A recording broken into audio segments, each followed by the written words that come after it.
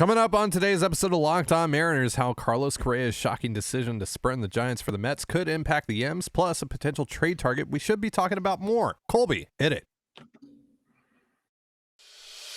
You are Locked On Mariners, your daily Seattle Mariners podcast. Part of the Locked On Podcast Network, your team every day. It is Wednesday, December 21st, 2022. This is Trident Gonzalez and Colby Patnode for the Locked On Mariners podcast. Thank you so much for making us your first listen. Subscribe, like, and turn on alerts if you're watching on YouTube. Or subscribe and leave a 5-star review on your preferred podcast platform if you like what you hear.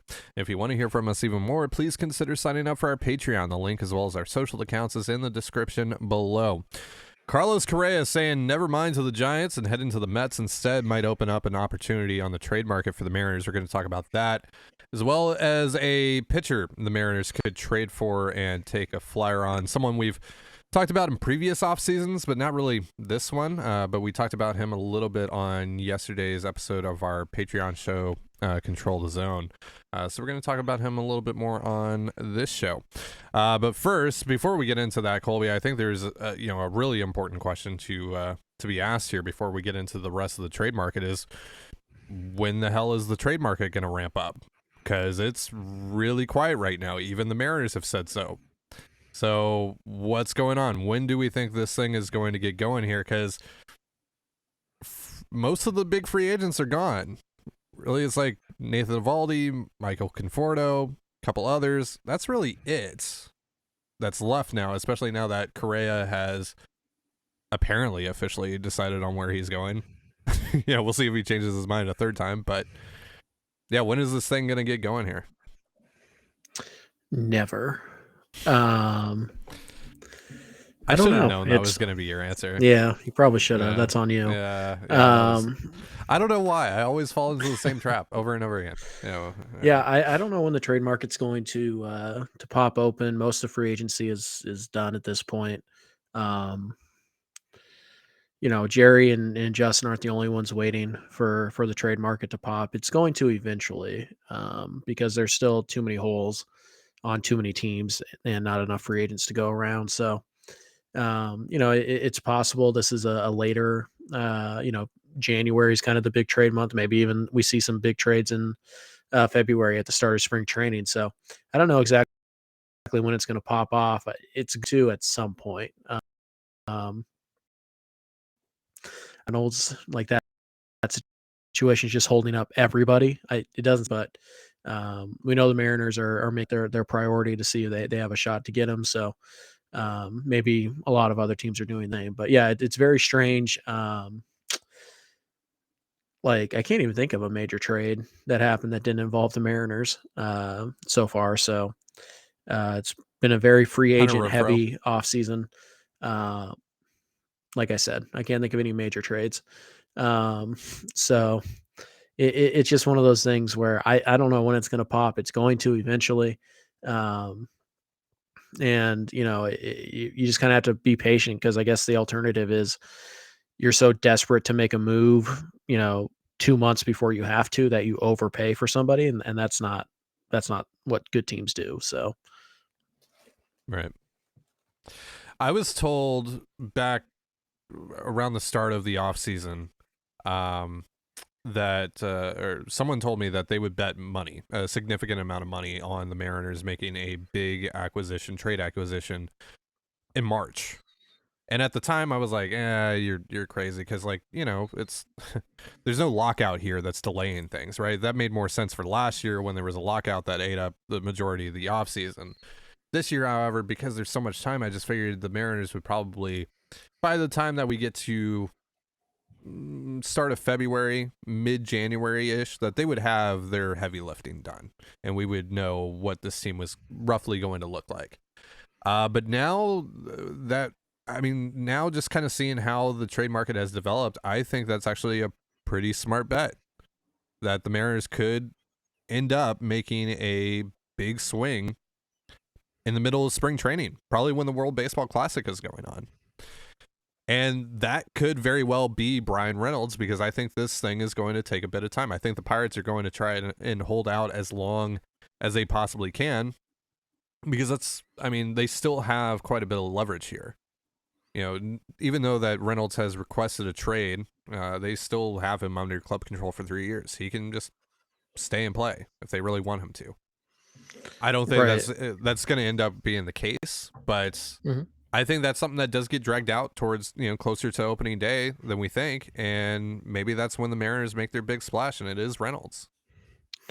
Yeah, it's possible. I think the one thing the Mariners can't do is they can't just sit here. Like once the trade market does start to heat up, they can't just sit around and be like, well, we got to wait for Reynolds to, officially get shopped and all that stuff. Once the trade market, right now, they're not missing out on any trades because there are none. But once that gets going, they can't afford to sit around and just be like, well, we got to wait and see on Reynolds. Yeah. You don't have that luxury. You have to go out and make moves as they're presented to you. So, we start seeing a few trades come down here in the next few weeks, probably highly unlikely. If we don't get one in the next day or two, we probably won't get one until next week.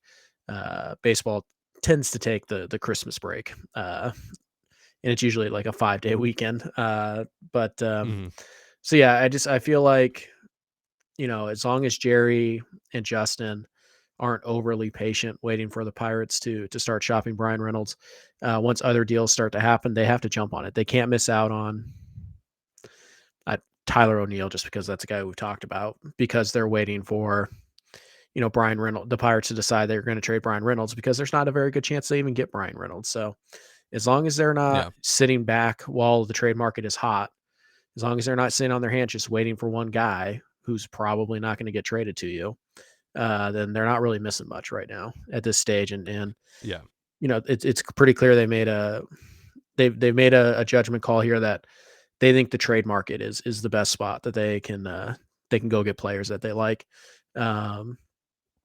It's entirely possible they don't like anybody in free agency. Nobody left anyways.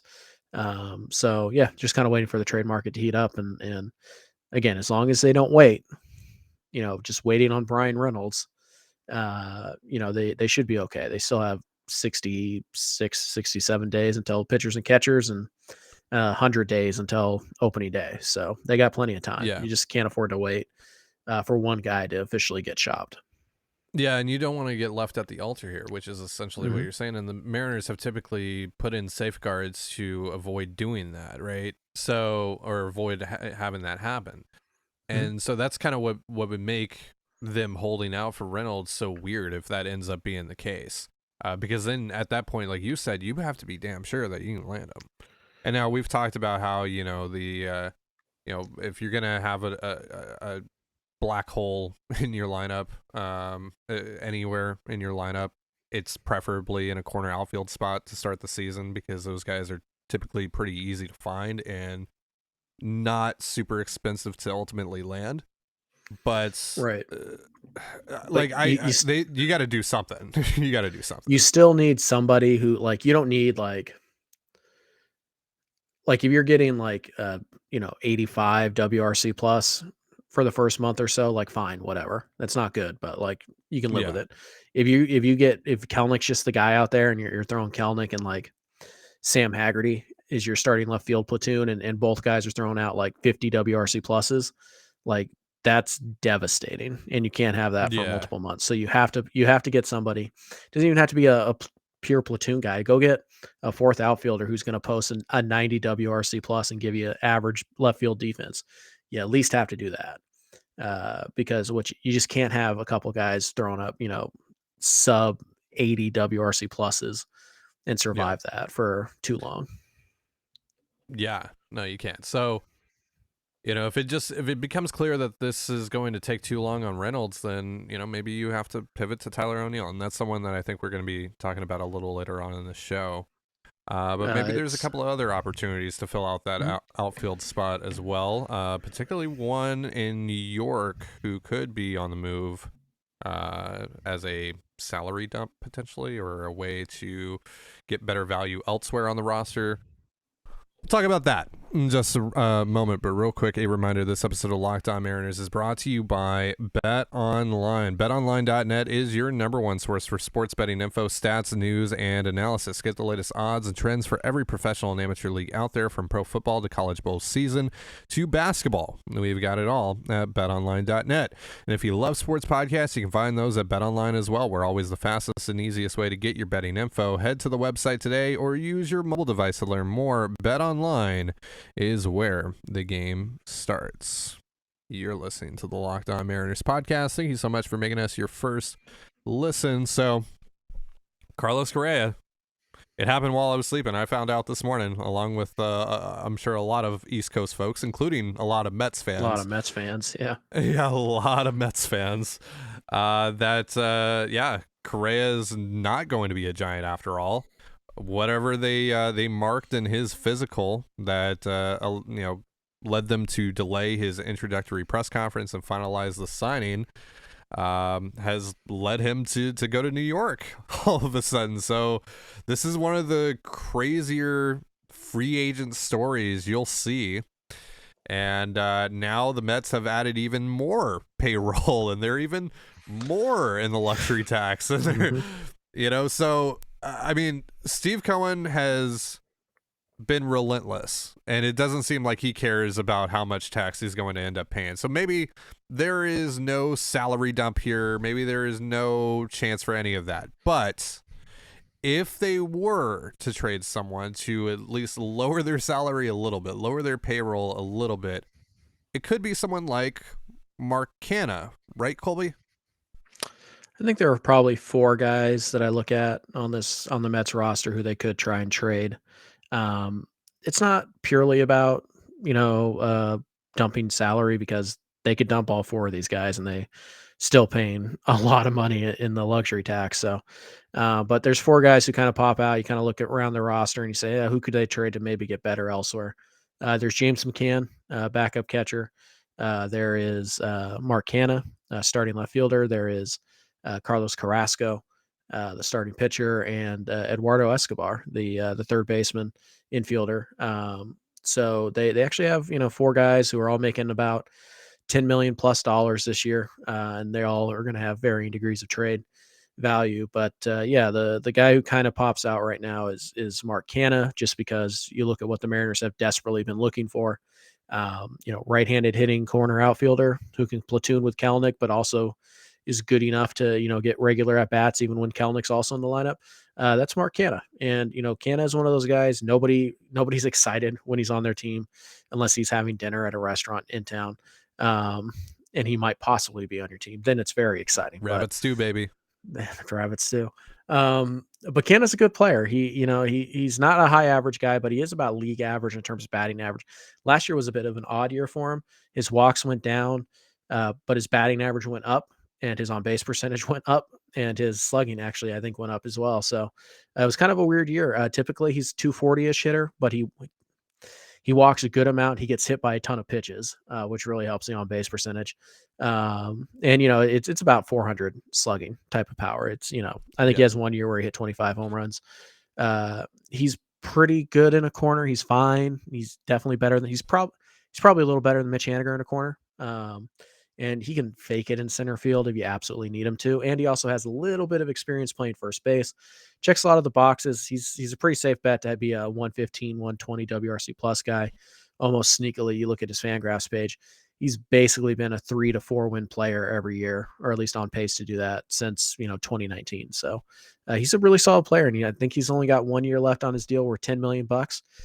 He's not going to cost a crazy amount, but again, because it's the Mets, they don't have to trade him, right? So it's not like you can just treat him like he's a salary dump. So, and he is right now, I believe, still projected to be their starting left fielder. Yeah. So they could pretty outfield easily is kind of the thing that they need right now. Like, they don't have a ton of outfield depth at the major league level. Right. They have Nimmo, they have Marte. Jeff McNeil could play out there if they want to keep Escobar.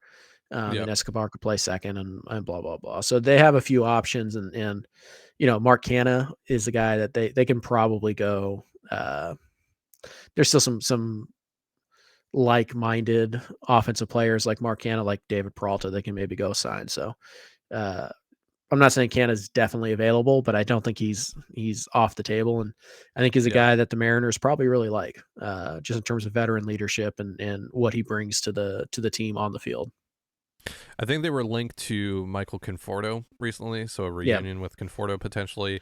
They yeah, do have, I believe Darren Ruff is still on their roster, which he's mostly a DH, but yeah. sure. And then Khalil Lee.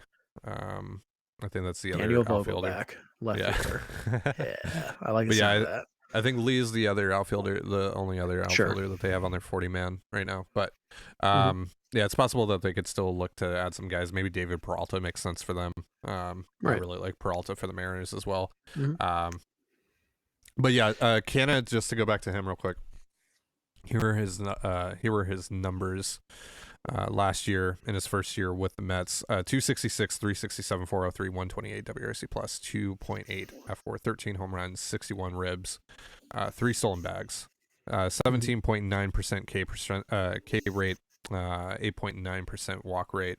But before that, last 3 years, the lowest walk rate that he posted from 2019 to 2021 was 12.3 in 2021. He Yep. walked 15.2% of the time in the shortened COVID season, and then walked 13.5% of the time in 2019, all with the A's. 2019 was his career year as well. 273, 396, 517, 146 WRC plus. Dude was Right. raking, and like you mentioned, he hit 26 home runs that year. He's a good player. There's no way around it. He's a good player. He's not an all-star. He's not a superstar. But he's a guy that if the Mariners added, you should be really excited about, because that is an upgrade over what you had last Yeah. year, without a doubt. And like I said, he fills a lot of holes because, I mean, even if Kelnick hits, great. Mark Canha can rotate around the outfield, and he gives you that true fourth outfielder that the Mariners really want anyways. And he also has a little bit of experience playing first base. Um, so he checks a lot of boxes, and he's very CTZ. I think that if Canha is available, the Mariners are going to be interested, and I think they have the pieces to get it done.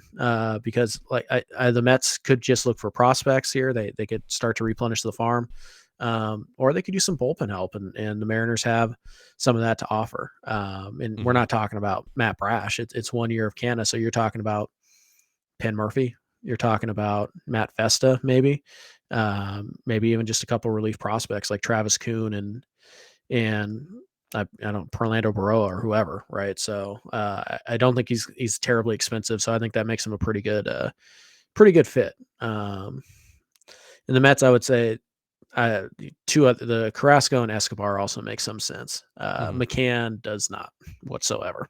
No, absolutely not. Escobar, yeah, like you mentioned, he's the other one that's really interesting to me. Mhm. We liked him for the Mariners last offseason, Mhm. actually. I think he was in our offseason plan that we did. We also like 242. Canha. Yeah, we did. And we also like Starling Marte. Really, the Mets kind of had the offseason that we were thinking for the Mariners. 240, 295, 430 was his slash line this past year. 106 WRC plus, 2.3 F4, 20 home runs. That's the thing that not a lot of folks acknowledge with Eduardo Escobar. There's some legitimate power here. He had 28 home runs in 2021. He had 35 home runs in 2019. Like, dude rakes. He doesn't strike Switch out hitter. a ton. Yeah, he's a switch hitter. Yeah, and that's the thing, right? So, back when Jerry Dipoto was talking about what they would like to add a couple weeks ago, or a week and a half ago or so, said that they wanted to add a guy that could potentially play in, corner infield spots and hits righty. Well, Escobar hits righty and lefty. So, kind of like a pretty significant upgrade over like Abraham Toro. you Yeah. know? Like he's like a super Toro role, basically. Mhm. Right. Didn't play much second base last year, only 2 innings, mostly third base. Um, you can put him at short in a pinch, but like you're probably just going to roll with Dylan Moore, if something happens to JP there. So you don't need him to cover short. But yeah, he is not great defensively. But again, if you're just cycling him through to a different position, you're getting him 3 starts a week and maybe a DH day like that. You don't need him to be great. You don't need elite defense when a guy's playing there 1 day a week, 2 days a week, right? So yeah, I feel like he's a pretty solid fit. I like the switch hitter thing. I think that makes him pretty interesting. And unlike unlike Canha, like he doesn't really have a role right now. He's not a starter for for the Mets infield. Obviously, he can still DH some. So I mean, it's not like the Mets have to get rid of him.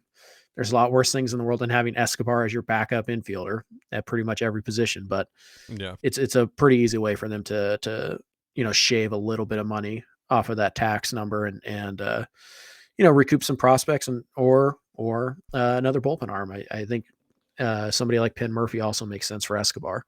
I would say Escobar's likely going to be cheaper than Mark Canha, but neither guy is going to be like prohibitively expensive. Yeah. Like what did Carlos Santana go for last year? White Mills, and I'm blanking on the other name in that deal. An interesting arm, but a reliever nonetheless. Like Yeah. I liked him when they traded him. I can't even remember who he is now. So there you go. It's probably going to be that plus 10%, 15%. So it's going to be pretty reasonable. It was Will Fleming. I like. There you go. Yeah, I forgot that it was Will Fleming. Yeah, see, that deal. Yeah. I really liked Will Fleming too, and 6 months later, I forgot who he was because Carlos Santana was pretty darn important for the Mariners down the stretch. So he was. I think that's probably what you're looking at: a Wyatt Mills type, an interesting arm, and maybe like another Will Fleming type on top of that. I think that probably gets you Escobar. So let me bring up Escobar's contract here real quick, just to go over. Are you bringing up the baseball trade values? No, I most certainly am not on that front. Nuts. $9.5 million this year for Escobar, and then a $9 million club option next year. And then Mark Canha. Let's go over Mark Canha's deal real quick. Canha is owed $10.5 million, or sorry, $11.1 million. That's the adjusted salary in 2023, and then he has an $11.5 million club option next year. So fairly similar contracts to one another as well. All right, let's talk about another potential trade target for the Mariners, who, Colby, you and I have talked about quite a bit in previous off seasons, but not really this off season, mostly because he's been hurt for the majority of the past 2.5 seasons ish. Right. That's Jack Flaherty. We're going to be talking about Flaherty in just a moment, but real quick, a message from the NHTSA. Did you know that driving high is considered driving under the influence? That's right. Driving under the influence of marijuana is against the law in every state, even in states where marijuana is legal. That means driving high could get you a DUI. And if you think law enforcement officers can't tell when you're driving high, you're wrong. Your friends can tell, your coworkers can tell, even your parents can tell. Everyone can tell. So what makes you think that law enforcement officers don't know when you're driving high? Driving under the influence of marijuana can slow your response time and change how you perceive time and speed. So even if you think you're fine to drive when you're high, you're not. Because the bottom line is, if you feel different, you drive different. And driving high is driving under the influence. So remember, drive high, get a DUI. Paid for by NHTSA. You're listening to the Locked On Mariners podcast. So, Ryan Divish in his podcast last week, we talked about some of the things that he talked about in there. Obviously he talked about Brian Reynolds, but he also said that the Mariners checked in on Tyler O'Neill. And so we ended up talking about Tyler O'Neill during yesterday's episode of Control the Zone, our Patreon show, patreon.com/Control the Zone, shameless plug.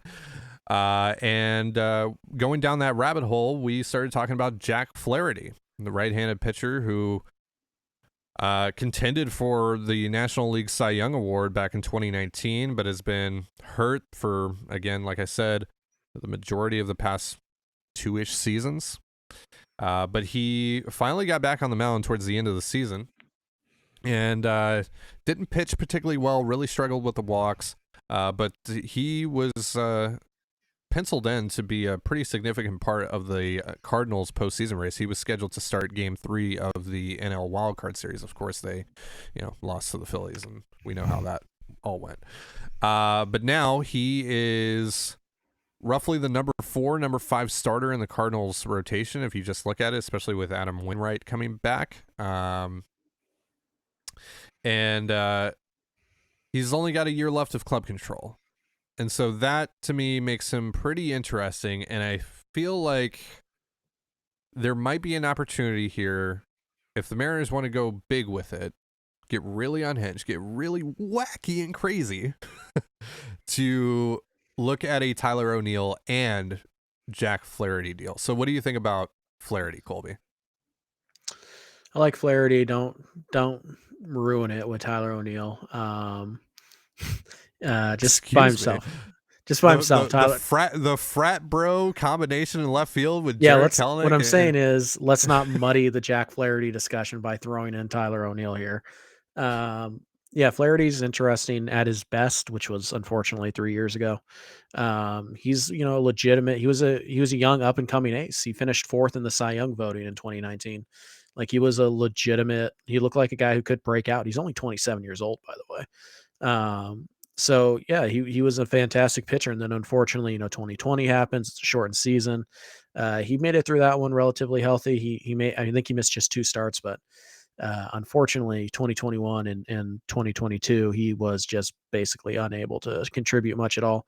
So it's been 3 full seasons since he's had a full season workload. And honestly, the numbers have started to dip, and there's some serious concerns about Flaherty's shoulder. Shoulder issues are a lot more scary than elbow. We see guys get the torn labrum surgery and they come back and they're just never the same. I mean, it essentially ended Mark Pryor's career. So Flaherty is battling through some shoulder things right now. The numbers, as he's pitching through it are okay. They're not anywhere near elite like they were, when he was 100% healthy.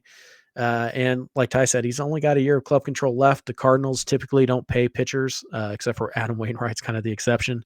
They typically just kind of let those guys walk. Now, Flaherty's not going to cost a ton for the Cardinals to re-sign, assuming he still has a good relationship with them because of the injuries. But next year, I mean, just think about what Flaherty's going to be. He's going to be 28-year-old starting pitcher with that track record on the free agent market. He's probably looking 75, 80, $100 million. So, it's something the Cardinals might not like. So I think there's a chance he's available.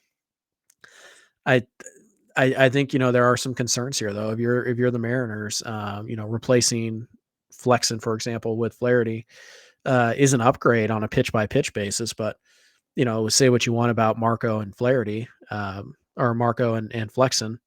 They both post. They just take the ball every 5 days, and you can't say the same for Flaherty. So there are some concerns here. It's not the best thing. If you traded for him, you probably want to keep Flexen around just as insurance. But I think the Cardinals are going to be open to that. I think the Mariners, that's the kind of upside play they should maybe take if they feel really good about guys like Dollard and Miller and Hancock being able to help them at some point. They might be willing to take a shot on somebody like Flaherty, because the upside is that he's a legitimate number 2 starter, which seems unlikely, but that is the ceiling.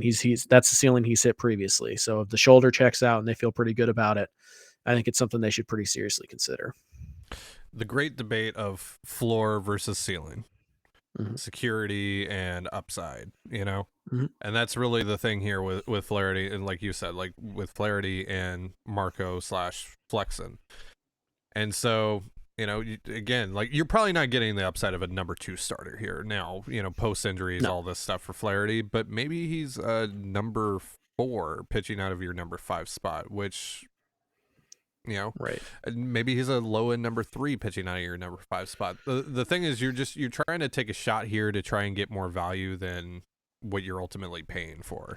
And I'm not just talking about paying in trade acquisition, but you're also, or in, the package that you end up trading to St. Louis for him, but also paying in terms of taking opportunities away from the likes of a Flexen or a Marco or a Bryce Miller or a Taylor Dollard, etc. Right. So, yeah, I think it's a really interesting idea. What were you going to say? Oh, no, I was just saying, like, hypothetically, even if, like, and there's no way this would happen, but, like, even if the Mariners doctors were like, we think he's probably got 100 innings a year on that shoulder, and that's all he can bear. Because that's a mark I don't think he's hit since 2019. I think 100 is, I think the high he's had since then is 74. Um, Even if they said like, right, okay, you get 100 innings out of him, we feel pretty confident about that. Essentially what it comes down to is like, are the 100 innings you get from Flaherty plus the 60 to 70 you get from Dollard, Hancock, Miller, the guys who are already in the system, Yeah. is that more valuable than the 170 innings you're going to get from Chris Flexen or Marco Gonzalez? That's basically the equation you have to solve. And that's kind of and I think this is also an important discussion for just the trade negotiations overall as well, because I think this is an opportunity where you could go to the Cardinals and say, hey, we'll give you the security of someone like Chris Flexen over the uncertainty of Flaherty. So 1-year deals for both guys. We're just swapping 1-year deals here, and we'll throw you a top 15-ish prospect for your troubles. Yeah. Like if all you're requiring is Flaherty, but I do think, and we're not going to go down this rabbit hole, but I do think there could be an opportunity here for a bigger O'Neill Flaherty type of package. I can't figure out why the Cardinals would want to trade Tyler O'Neill, but it does sound like they're open to it. Like Divish isn't the only one talking about Tyler O'Neill possibly being traded this winter. Like I said, I don't get it. I really don't, because even when he was bad last year, he's still pretty good. So I don't quite get it, but hey, they want to do it. I'm all for it. Absolutely. And for selfish reasons, it would be a great platoon at the very least out there in left field between him and Jared Kelenic. We need our awesome, bro. We need our Canadian frat bro back. All right. Lastly, on Flaherty, just wanted to go over the numbers real quick from this past season. 8.25 Ks per 9, 5.5 walks per 9, 4.25 ERA, 4.97 FIP. He was worth 0.0 F4. He started 8 games, pitched in 9 over the course of 36 innings. So, yeah. Right. There's a pretty clear cutoff line. I wrote about this on my Substack, which link is not in the description below, but maybe it is now. I don't know. But so essentially from 2017 to 2019, he made his debut in 2017, got a cup of coffee. But in those years, he made 66 starts, covered 368 innings, 3.20 ERA, 3.73 FIP, 10.6 K per 9, 3 walks per 9. That's a number that Jerry's going to love. And he finished, like I said, he finished 4th in the Cy Young voting. Since then, since 2019, he's made just 32 starts, only covered 154 innings, 3.90 ERA, 4.36 FIP. 9.7 K per 9 and 3.7 walk per 9. So not striking out as many guys, walking a few more. Yeah, it's a pretty clear delineation there since before and after the shoulder issue. So it's a risk. There's nobody saying that it's not, but is it one the Mariners might want to take? I think they should, because to me, I feel better about 100 innings of Flaherty and like 60 of Dollard than I do about 160 of Flexen, because to me, even if Flaherty can only give you 50, I think I can fix the other 110 plus innings from guys that I have, and trade deadline acquisitions to cover that. So it's a risk I'm willing to take. Yeah, it's an interesting conversation to have at the least. And if they are talking to the Cardinals just in general, I'm sure Flaherty might be someone that's come up. Sonny Gray is also someone that apparently the Twins are listening on as well. So maybe the Mariners, who we know had interest in him last year, could circle back on that as well. It just, again, you gotta weigh like if it's actually worth the upgrade, right? Because because Flexen and Marco, despite having the down years that they did, still worth something, still solid number 5 options, especially when the other 4 guys in your rotation are as good as they are. Is that worth giving up the top 12-ish prospect or so that it would take to get Sonny Gray or Jack Flaherty or whatever to add or to at least get the chance to add an additional win, a win and a half? And have that depth and have that security? Because another thing that we all need to weigh here, and we don't talk about it probably as much as we should, Mariners rotation had remarkable health last year, and that's likely not going to continue. As much as we want it to, odds are it's probably not. And so you need to have some safeguards in place here, and obviously they have quite a bit of depth in the farm system. We don't know how those guys are going to pitch at the major league level, of course, but I don't know. If you can take a shot on someone like Flaherty and it makes sense and it's not going to cost you a ton, go for it. Why not? Take that shot. Don't be afraid to take that shot at least. All right, that's going to do it for our show. Thank you so much for joining us here on the Locked On Mariners podcast.